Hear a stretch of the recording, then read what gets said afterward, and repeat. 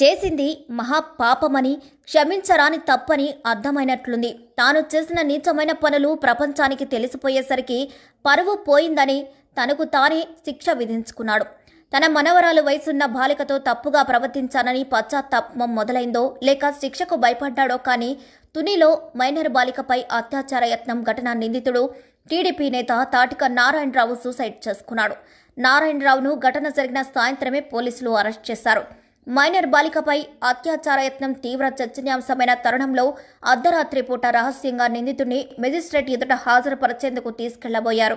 వాష్రూమ్కి వెళ్తారంటే వాహనం ఆపమని, ఆ సమయంలో నిందితుడు నారాయణరావు చెరువులో దూకేశాడని పోలీసులు చెప్తున్నారు.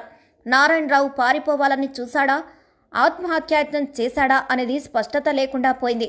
కాగా జగన్నాథగిరిలో ఏపీ గురుకుల బాలికల పాఠశాలలో 13 ఏళ్ల బాలిక చదువుకుంటుంది.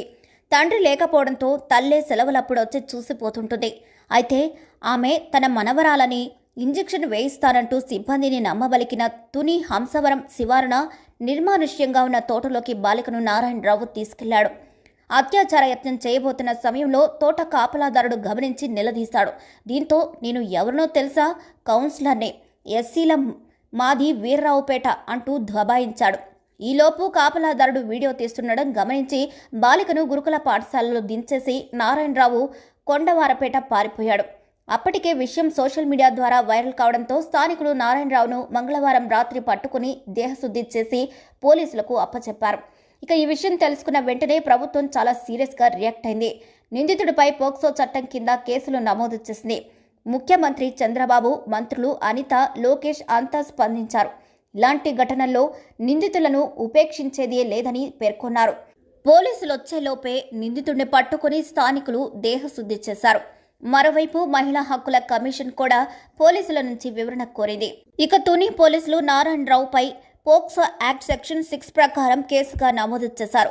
సాక్షులను విచారించారు, నేరస్తుల్ని పరిశీలించారు, బాలికకు వైద్య పరీక్షలు జరిపారు. నేరం జరిగిందని నిర్ధారించుకొని బుధవారం 5 గంటలకు జగన్నాథగిరి సమీక్షంలో రైల్వే అండర్ పాస్ వద్ద నారాయణరావును అరెస్ట్ చేశారు. ఇక నారాయణరావు అరెస్టు గురించి పెద్దాపురం డీఎస్పీ శ్రీహర్రాజు మీడియాకు తెలిపారు. బాలికను ఆమె తల్లి అనుమతి లేకుండా పాఠశాల నుంచి తీసుకెళ్లడం, లైంగిక దాడికి ప్రయత్నించడం, తరచూ బాలికను బయటకు తీసుకెళ్లడంపై వేర్వేరుగా 3 కఠినమైన కేసులు నమోదు చేశారని చెప్పారు. ఇక పోక్సో కేసులో నిందితుడికి 30 ఏళ్లకు పైగా శిక్ష పడుతుందన్నారు. విచారణకు ప్రత్యేక బంధాలను నియమించడంతో పాటు 15 రోజులు ఛార్జ్షీట్ దాఖలు చేస్తామని చెప్పారు. ఈలోపే నిందితుడు పోలీసుల చెర నుంచి తప్పించుకుని ఇలా చెరువులోకి దూకేసి శవమై తేలాడు. అసలు అంతమంది పోలీసుల నుంచి నారాయణరావు ఎలా తప్పించుకున్నారన్న ప్రశ్నలు రావడంతో పోలీసులు తమ వర్షన్ చెప్పడం స్టార్ట్ చేశారు. ప్రాథమిక విచారణ అనంతరం నారాయణరావును కోర్టులో హాజరుపరిచేందుకు తీసుకెళ్తుండగా మార్గ మధ్యలో బాత్రూంకి వెళ్లాలని పోలీసులకు చెప్పాడు. ఆ క్రమంలోనే సమీపంలో ఉన్న చెరువులో దూకాడు. పోలీసులు పట్టుకునేలోపు అంతా జరిగిపోయింది. దేశవ్యాప్తంగా సంచలనంగా మారిన కేసులో అవమాన భారం తట్టుకోలేక ఇలా చేసి ఉంటాడని పోలీసులు చెప్తున్నారు. అయితే నారాయణరావు గురించి సంచలన నిజాలు బయటకొస్తున్నాయి. తుని కొండవారిపేటకు చెందిన నారాయణరావు ఇంటి ముందే సదరు మైనర్ బాలిక ఇల్లు ఉంది. మైనర్ బాలికకు తండ్రి లేకపోవడంతో తల్లి ఒక్కతే కష్టపడి గురుకుల పాఠశాలలో 8వ తరగతి చదివిస్తోంది. గతంలో సైతం మైనర్ బాలికకు మాయమాటలు చెప్పి గురుకుల పాఠశాల నుంచి తీసుకుని వెళ్లాడు. పాపకు బ్లడ్ ఇన్ఫెక్షన్ ఉందని, ఇంజెక్షన్ చేయించాలని ఇప్పటి వరకు 3 సార్లు స్కూల్ నుంచి తీసుకెళ్లాడు నారాయణరావు. తాను పాపకు తాత అవుతానని స్కూల్లో చెప్తాడు.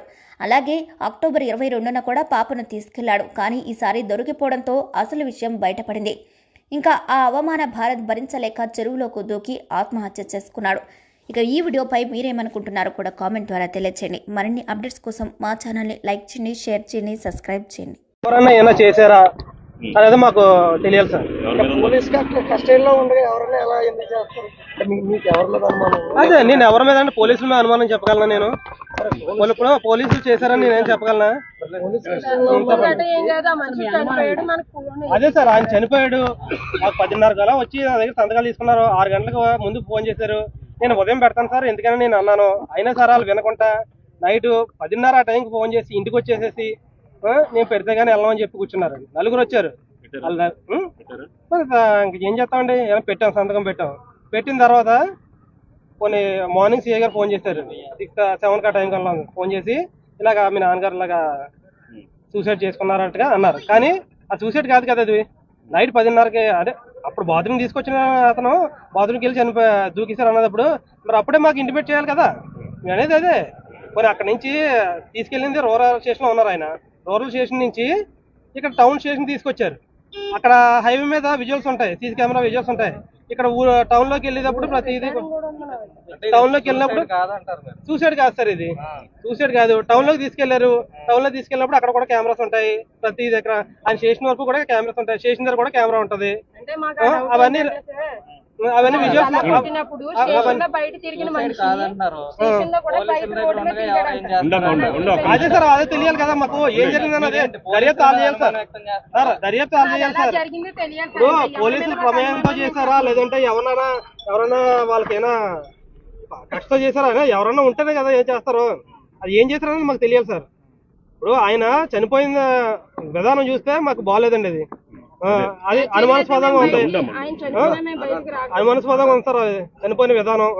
మాకు అది ఎలాగన్నా సరే అది సీసీ ఫుటేజ్ విజువల్స్ తీసి మాకు అది బయటగా పెట్టాలని చూస్తాం సార్. నిజం తెలియదు సార్ మాకు. అది కూడా మనం సంతకం పెట్టడం వల్ల కూడా వచ్చాం, లేదంటే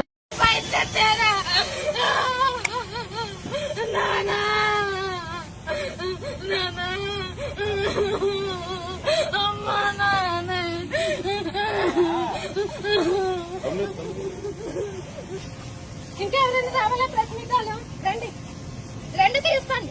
కనిపించింది మీకు కదా, తీసుకోండి. ఎవరికైనా దేనిదైనా బయట పెట్టారా మీరు?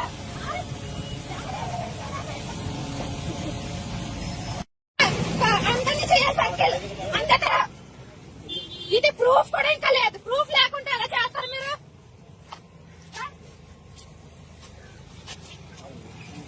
ఆ చేసిన తప్పుకి మీరు శిక్ష ఇచ్చారు. అది తప్పని మేము అన్నాం. మేమే రాలేదు ఇంకా స్టేషన్ కి. అతను తప్పు చేశాడని మేము నమ్మే కదా రాలేదు. అలాంటప్పుడు ఎంత సోషల్ మీడియాలో పెట్టినప్పుడు ఆయన ఎస్ఐ కూడా చెప్పారు తీయమని, కానీ ఏ పోస్ట్ కూడా తీయలేదు ఇప్పటికి. ఇప్పుడు ఎన్ని డబ్బులు ఎన్ని కోట్లు వస్తాయో సోషల్ మీడియాలో తీసుకోండి. కోట్లు ఆస్తి సంపాదించి ఇల్లు కట్టండి. ఎవరి కోసం ఎవరు బాగోతే ఎవరికి తెలియదని ఇవన్నీ ఎవరైతే ఏంటి ఏ పర్సన్ రాకుండా అతను చూడడానికి, ఏ పర్సన్ రాకుండా అతను చూడడానికి అది చెప్పండి నాకు. మా దగ్గరికి 10:37 టైంకి వచ్చారండి కానిస్టేబుల్ గారు. వాళ్ళు ఎలా అంటే మా దగ్గర లెటర్ ఎలా పెట్టించుకున్నారంటే, ఆ మనిషిని మేము కోర్టుకు ప్రొడ్యూస్ చేయాలంటే ఫ్యామిలీ మెంబర్లు ఎవరో ఒకరు సంతకం పెట్టాలని చెప్తే మా వారు పెట్టారు.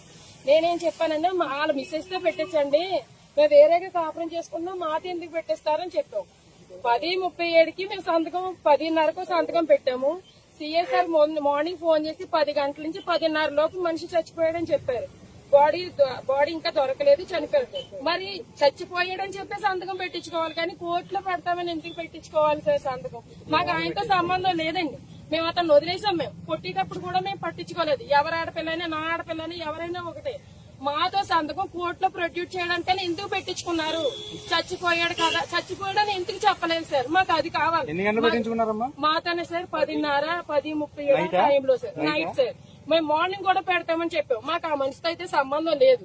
నా కూతురైనా ఎవరైనా ఒకటే. ఒక నిమిషం ఉండు సార్, నేను పోవడం సార్. నా పేరు నాగలక్ష్మి సార్. నాకేంటంటే ఆ మనిషితో మాకు సంబంధం అయితే లేదు. నా కూతురంతా వాళ్ళు వచ్చి మా ఆయన మీద చేసినప్పుడు కూడా నేను ఒకటే చెప్పాను, మీకు ఏం జరిగిందో అన్యాయం మాకు తెలియదు, మీకు ఎవరి మనిషి కావాలా మనిషి వచ్చే వరకు ఆగండి అని చెప్పి మా మామగారు వచ్చారు. మా మామగారు మా కళ్ళ ముందు కాళ్ళతో తన్నినా సరే మేము పట్టించుకోలేదు.